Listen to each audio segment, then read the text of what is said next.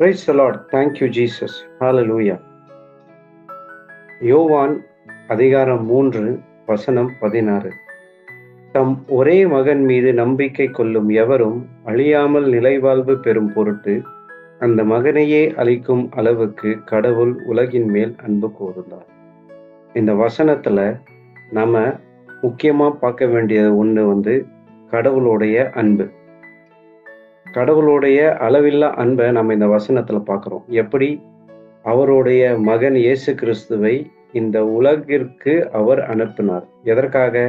நாம் அனைவரும் தண்டனை தீர்ப்பிலிருந்து தப்பிக்க. Praise the Lord. Thank you, Jesus. Hallelujah. இது நாம ஒரு கண்ணோட்டத்துல பார்க்கிறோம். இன்னொரு முக்கியமான விஷயம் இந்த வசனத்துல நாம என்ன பார்க்கிறோம்னா, நிலைவாழ்வு பெறும் பொருட்டு. இந்த வசனத்துல முதல் வரியில நம்ம பார்க்கிறோம், தம் ஒரே மகன் மீது நம்பிக்கை கொள்ளும் எவரும் அழியாமல் நிலைவாழ்வு பெறும் பொருட்டு. அப்போ இந்த வசனத்துல ரெண்டாவது முக்கியமான மைய கருத்து என்ன நம்ம பார்க்கணும்னா, கிறிஸ்துவை ஏற்றுக்கொண்ட நம் அனைவரும் நிலைவாழ்வை கண்டிப்பாக பெற வேண்டும்.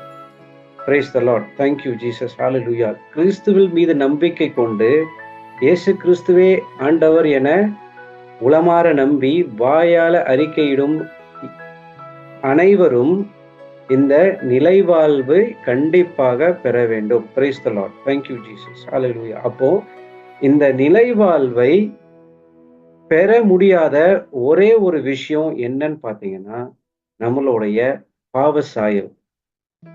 இந்த உலகத்திற்கு வரும்போது பாவ சாயலோட நாம பிறக்கின்றோம். அப்போ இந்த நிலைவாழ்வை அடையாமல் தடுக்கிற ஒரே விஷயம் இந்த பாவ சாயல். இயேசு கிறிஸ்துவுடைய இரத்தம் சிந்தப்படுகிறது, சிலுவை சாவு, 39 சாட்டையடிகள், முள்முடி கிரீடம், அவருடைய கைகளும் அவருடைய கால்களிலும் ஆணிகள். இதெல்லாம் எதற்கு? நம்மளுடைய பாவத்தை, அந்த பாவ சாயலை எடுப்பதற்காக தான் இவ்வளவு விஷயமும் நடக்குது. அப்போ நம்மளுடைய பாவத்தை எல்லாத்தையும் கடவுள் அவரோட உடம்புல சுமந்து இருக்கிறார். அது மட்டும் இல்லாம அந்த பாவத்தை எல்லாத்தையும் சிலுவையில் மேல் அறைகின்றார். Praise the Lord. Thank you, Jesus. Hallelujah. அப்போ இந்த பாவ சாயலை எடுத்துட்ட பிறகு நாம எல்லோரும் கடவுளுக்கு ஏற்புடையவராக ஆக்கப்படுகிறோம். அப்போ அந்த ஏற்புடையவராக ஆக்கப்படும் போது அதுதான் இந்த நிலைவாழ்வு. இந்த திருவிவிலியத்துல கொடுத்திருக்க எல்லாத்தையும் அந்த மீட்பு திட்டம் அதுவும் நிலைவாழ்வு தான். அப்போ இந்த நிலைவாழ்வுனா என்னது? நிலைவாழ்வு நிறைய பேர் என்ன நினைச்சிட்டு இருக்கோம்னா, சாகாமல் வாழ்வது, செத்த பிறகு கடவுளோடு அவருடைய அரியணையில் இருப்பது, அதுதான் நினைச்சிட்டு இருக்கோம்.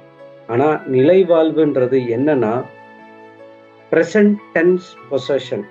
இப்போ நாம இந்த நிலைவாழ்வை பெற வேண்டும் என்றதான் கடவுளுடைய முக்கியமான ஒரு குறிக்கோள். அப்போ இந்த நிலைவாழ்வுனா என்னது? யோவான் 17 வசனம் 3. உண்மையான ஒரே கடவுளாகிய உம்மையும் நீர் அனுப்பிய இயேசு கிறிஸ்துவையும் அறிவதே நிலைவாழ்வு. Praise the Lord. Thank you, Jesus. Hallelujah. இந்த திருவிவிலியத்தை நம்ம படிக்கிறோம். அன்றாட நம்ம நிறைய பைபிள் கிளாஸ், மீட்டிங்ஸ், ரெட்ரீட்ஸ்லாம் அட்டென்ட் பண்றோம். எதற்காக? கடவுளையும் இயேசு கிறிஸ்துவையும் அறிவதற்காக. இந்த அறிந்தால் மட்டும்தான் நம்மளால கண்டிப்பாக இந்த நிலைவாழ்வுக்குள்ள நுழைய முடியும். Praise the Lord. Thank you, Jesus. Hallelujah. அதற்கு உதவியாக இருப்பவர் தான் இந்த தூய ஆவியானவர். நாம எப்போ கடவுளை இயேசு கிறிஸ்துவே ஆண்டவர் என ஏற்றுக்கொள்கிறோமோ அப்பொழுது இந்த தூய ஆவியானவர் நம்மில் குடிகொள்கிறார். எதற்காக? கடவுளையும் இயேசு கிறிஸ்துவையும் அறிவது நிலைவாழ்வு என்றால் அது தூய ஆவியானவருடைய வழிகாட்டல் இல்லாம இதை நம்மளால அறிய முடியாது.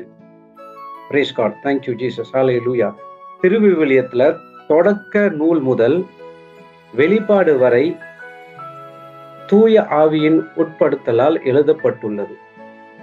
அப்போ இந்த வசனத்தை அறிவதற்கும், கடவுளை அறிவதற்கும், இயேசு கிறிஸ்துவையும் அறிவதற்கும் இந்த தூய ஆவியானவர் நம்மில் குடிகொண்டு அவர் நம்மளுக்கு உதவுகிறார். Praise the Lord. Thank you Jesus. ஹalleluya.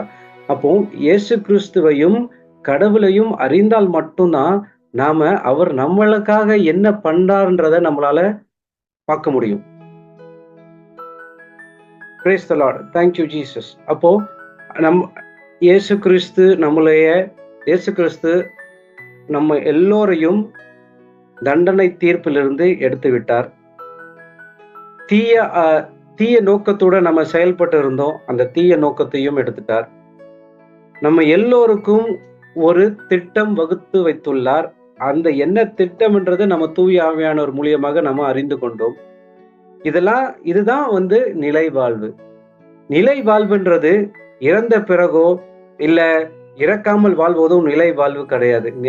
நிலை வாழ்வுன்றது என்னன்னு பார்த்தோம்னா, கடவுள் நம்மளுக்காக செய்து வைத்த அனைத்து நன்மையுமே நிலை வாழ்வு. நாம பாவ சாயல் இல்லாம வாழ்வது நிலை வாழ்வு. நாம கடவுளுக்கு ஏற்புடையவராக வாழ்வது நிலை வாழ்வு. பாவத்தை வேண்டாம் என்று ஒதுக்கி தள்ளுவது நிலை வாழ்வு. பிறரை மன்னிப்பது நிலை வாழ்வு. பிறர் மீது அன்பு செலுத்துவது நிலை வாழ்வு. இதுதான் நிலை வாழ்வு.